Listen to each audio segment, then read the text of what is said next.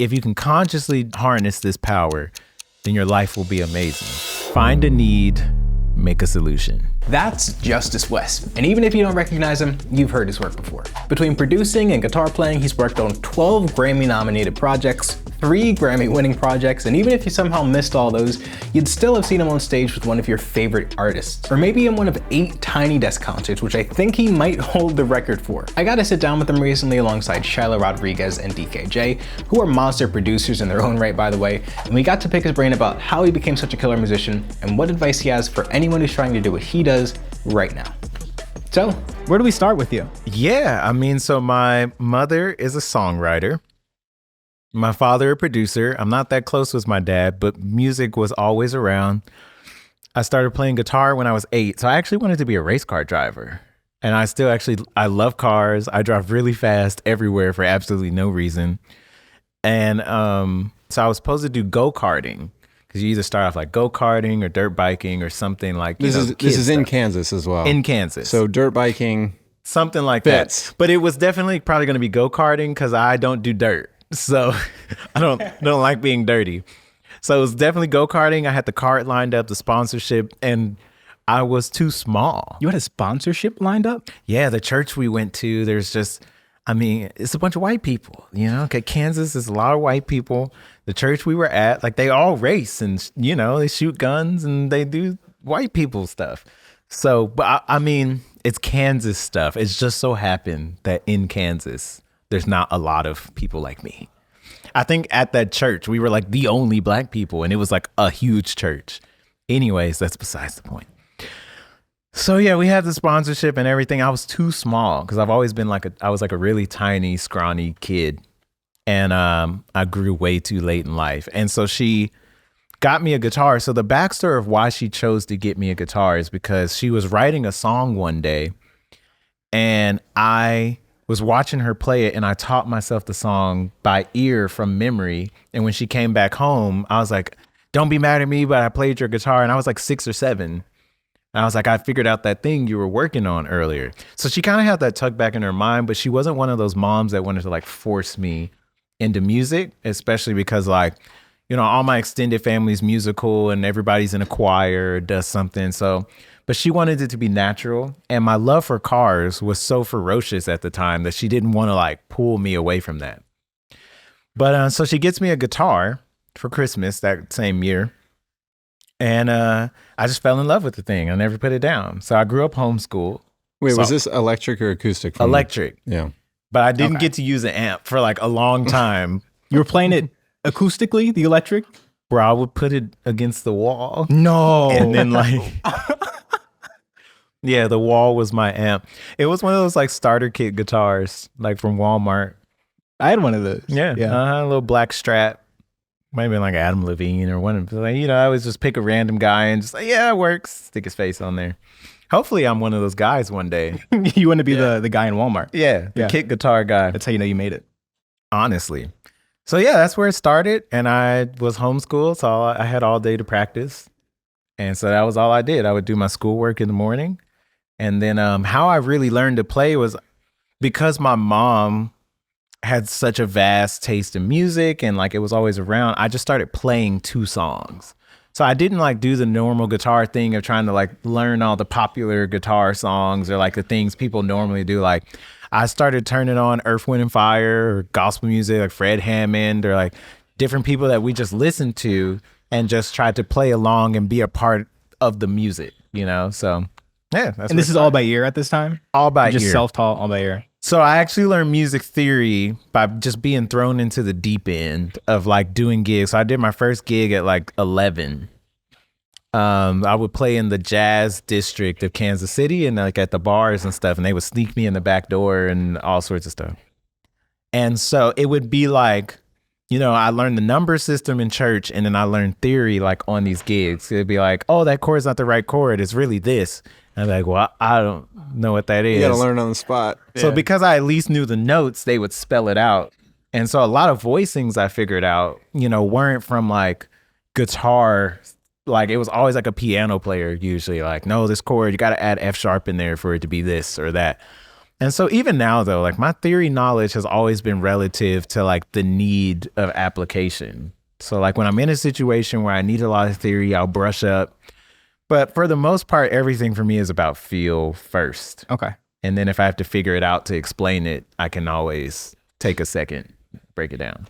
Gotcha. So where's the gap between playing as a young kid, being snuck into jazz clubs, and now producing on tons of records and playing on tons of records and touring? What was that gap in between? So that gap in between was, I just have always had a heavy emphasis on exploration. And like growing up, I used to read a lot of books and everything. So like my imagination was always just really big.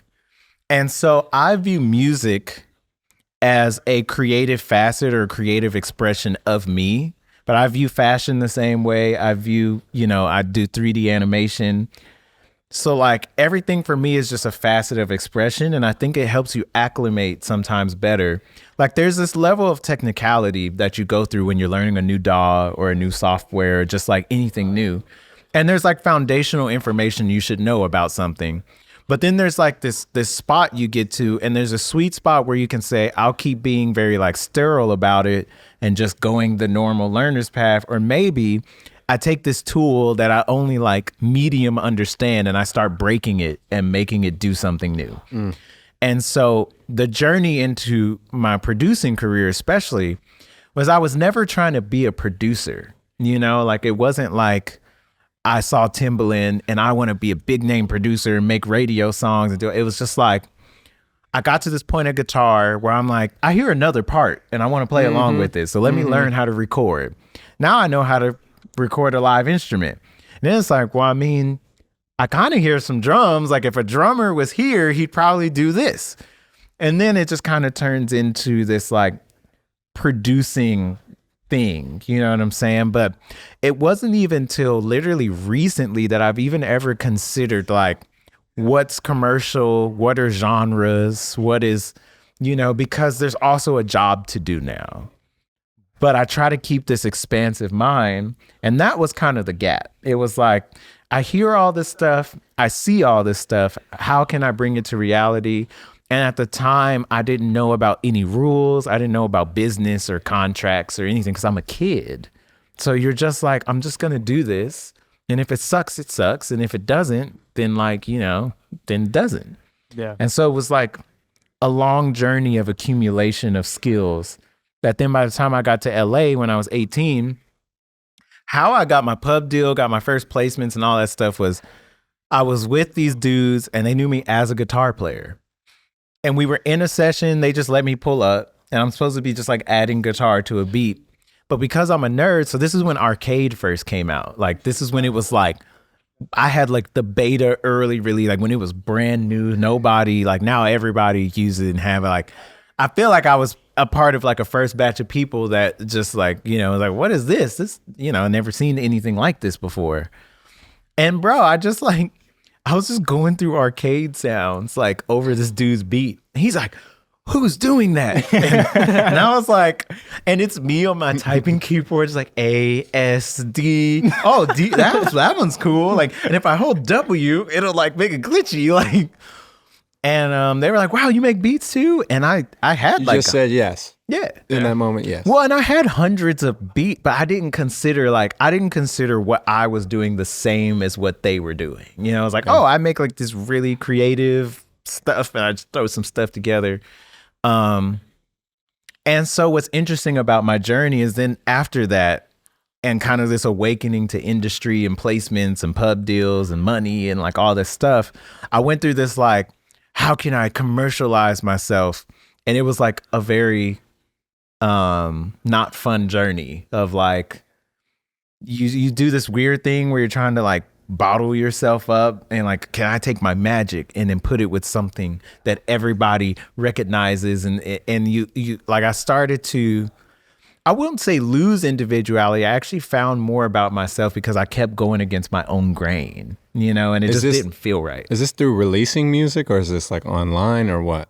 This is literally like just making beats. Like I spent a lot of time creating and then it kind of opened up my world to start working with collaborators. So that's where a lot changed of like, am I bottling myself up? Do I have to like not be me sometimes because I'm going in rooms with different types of writers and different types of producers? And so that part of the journey was like odd, you know, because it's like this deconstruction and then this reconstruction. And now I feel like I'm kind of like back to like the teenage me.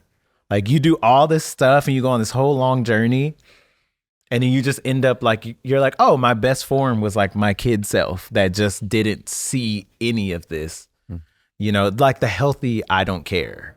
Absolutely, yeah. You know what I'm saying? Yeah, like, is it for big name artists or not? I don't care. And like for some of the big name artists I'm working with now, they're looking for the I don't care people. Yeah. There's one artist in particular, if they hear a straight ahead version of a song of theirs, they will like kick people out, you know, like no.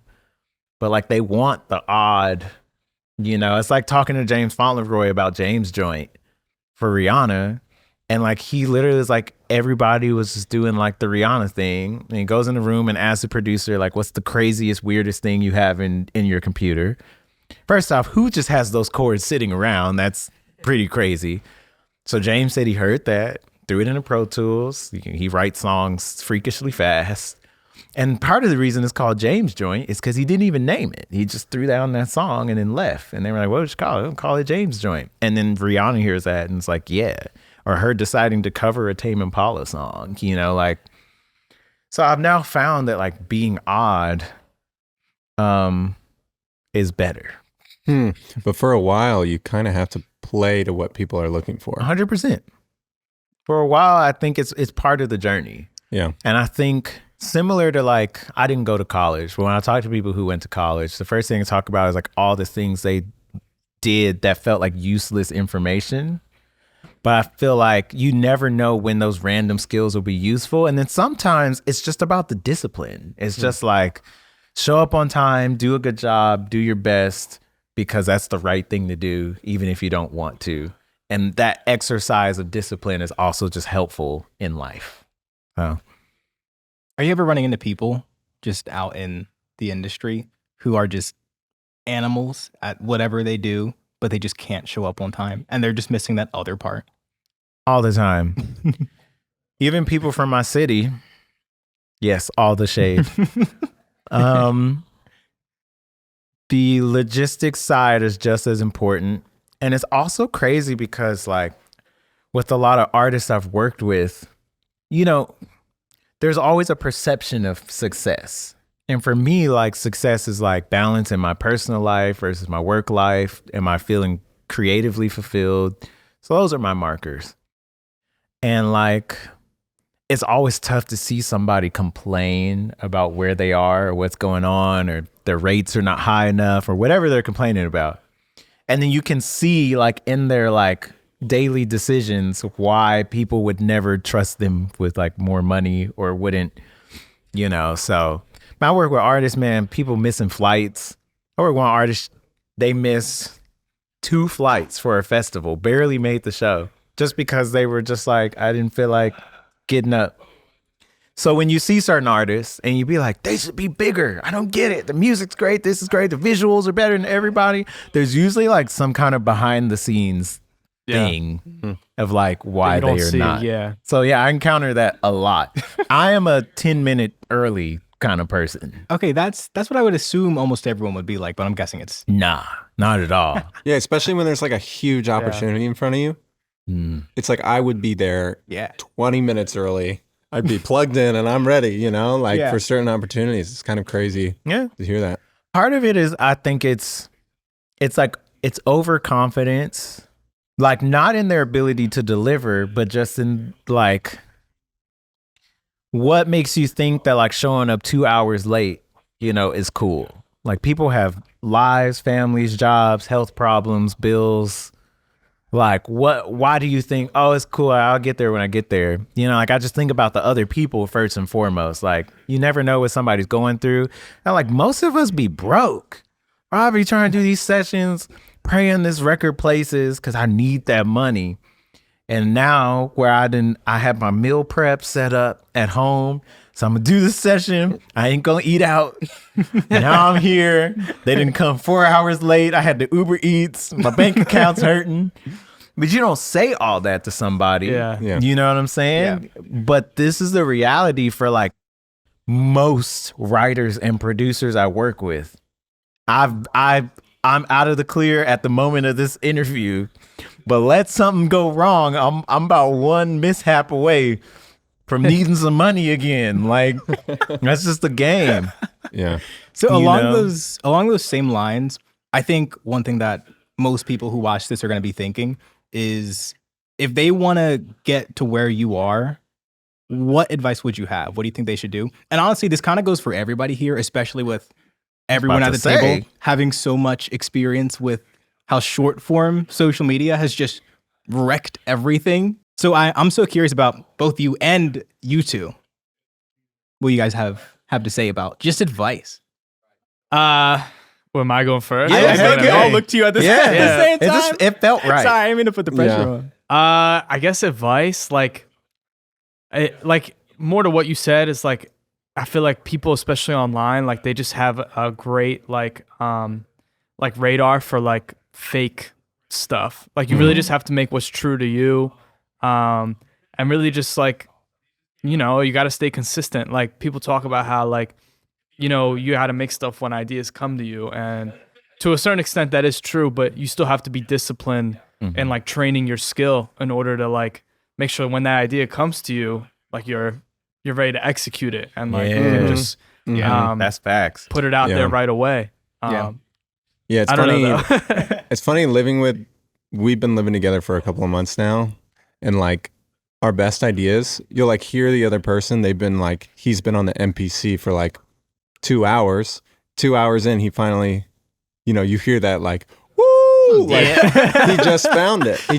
But it's because he showed up and he was there doing it. I think it's the same thing. I think I read it. I think I read it in the Rick Rubin book. It's like fishing. Like some days you just like pull the giant fish, like the big shark or whatever, and then some days you just don't catch anything. But it's all about just doing it though still, and just. But it's interesting because even in that frame of thought, I had to start deconstructing like judging the ideas, or like how do you know it's not anything versus it is something. There are so many applications for music, and sadly because of the way the industry is structured, most people will never be used to their fullest potential.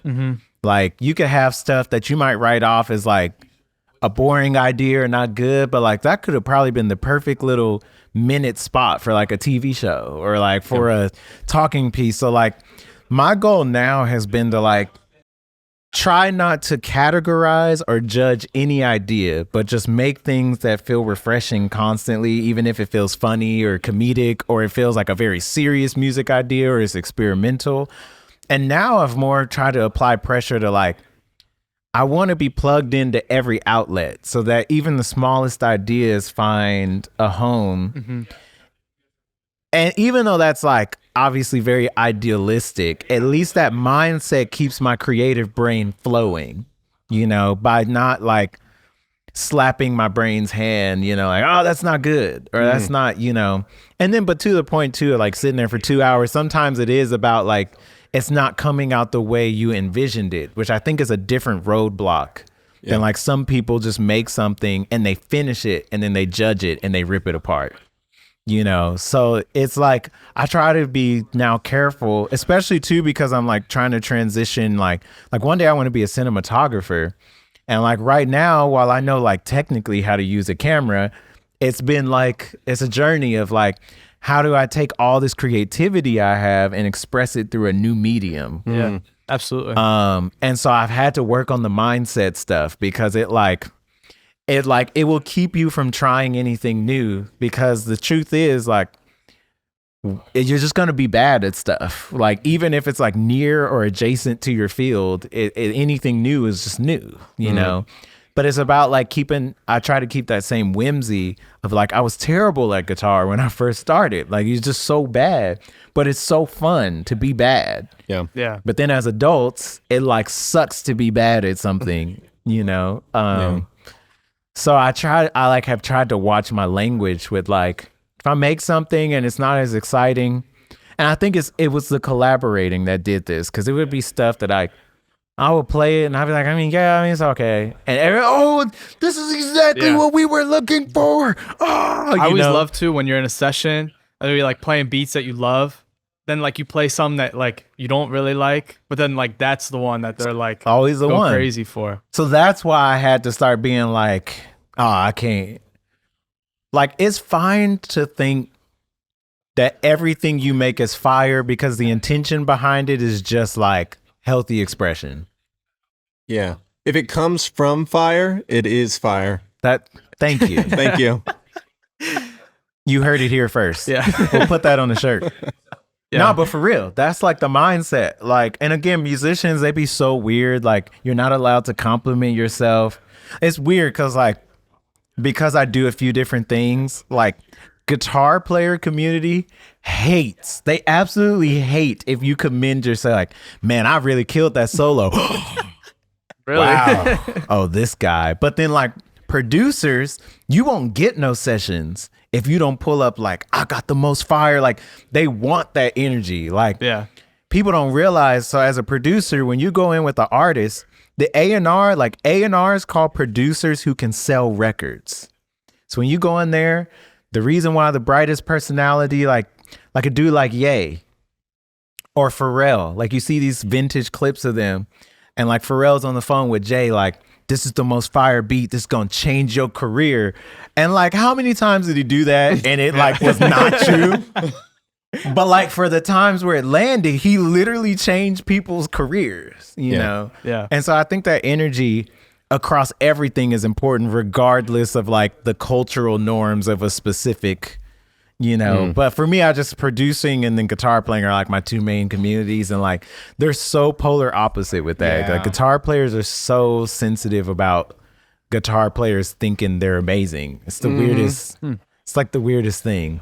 Guitar players are uniquely, I think, soft-spoken too. Like a lot of the top ones, they'll just melt faces and they're like, yeah, guys, that was that was my video. That was it. Like, that's it. Like they never go that extra mile to like have that larger personality. And like you said, sell something more than just the notes, Well, and I think in front of fans, like if you're doing a show, then you probably don't need to do that.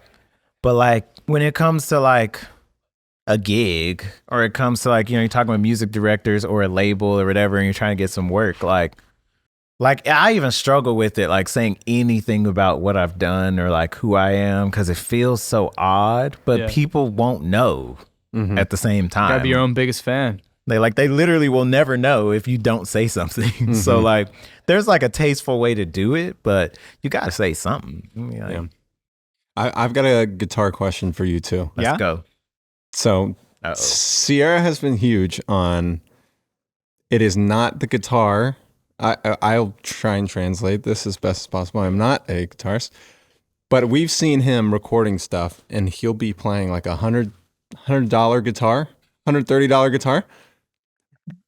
And he's like, it's the touch. It's the touch. I will say, And I've it sounds never bought a amazing. guitar that's over like $500. So go ahead.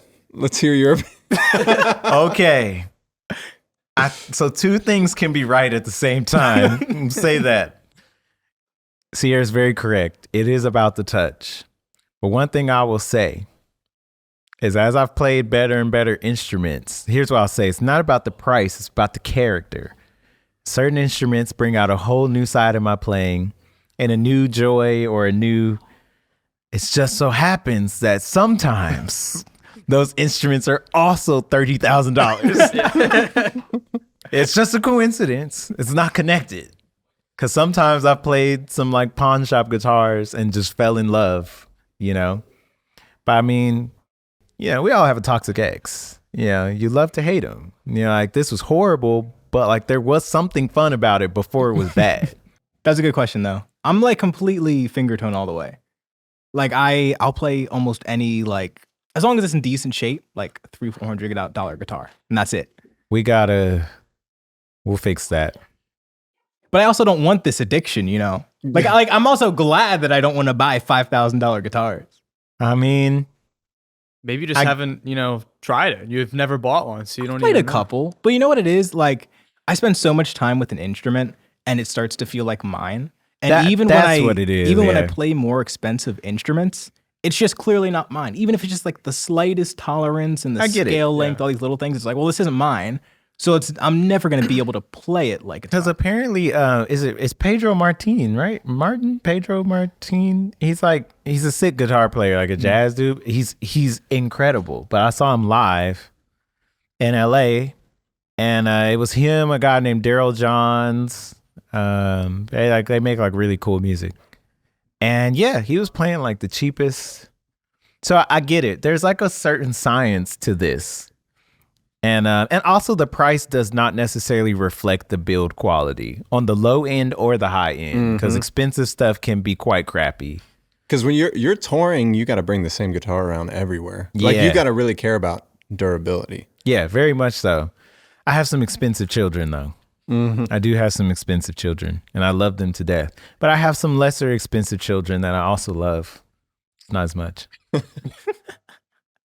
Yeah, that was good. That was a good question. Yeah. So before we wrap up, I want to wrap back around to just advice around the table, because I'm sure that like I said, I think so many people are gonna click for that. So if there is someone out there who's just like, I want to become a top session guitarist, I want to tour the world with a guitar, or even like as a broader scope, like they want to produce or even do an instrument, what's like step one? What's step one? And is the stuff that you went through still true, or has things changed too much? I'm so curious. I mean, the simple fact, now looking back on my journey, I wasn't consciously doing, I was subconsciously doing it. But if you can consciously harness this power, then your life will be amazing. Find a need, make a solution. It's that simple. Like, our creativity will ebb and flow our whole life. And our career success as a creative does not always match how creative and how great we are as creatives. But in terms of our contributions to society, which is music business, I work on a song with an artist, we put it out, it affects some people in a negative or positive way.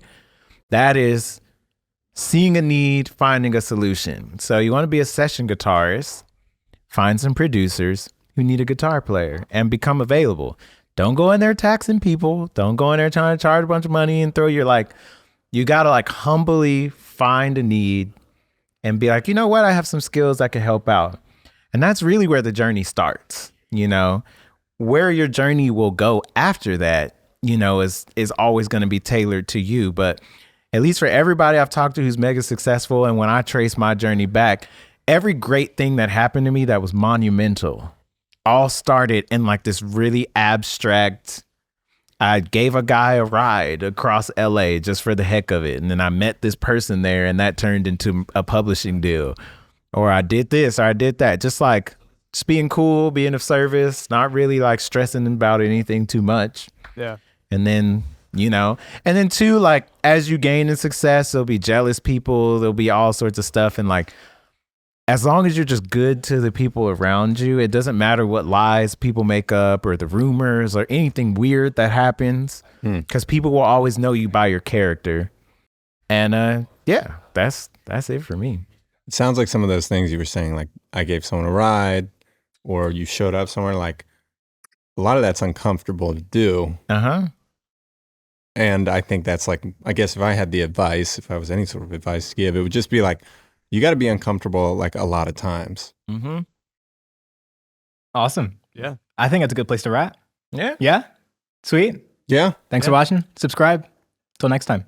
I'll leave all of DKJ's, Shiloh's, and Justus's links below. And like I said in the interview, if you enjoyed this video, subscribe for more. I'll see you next time.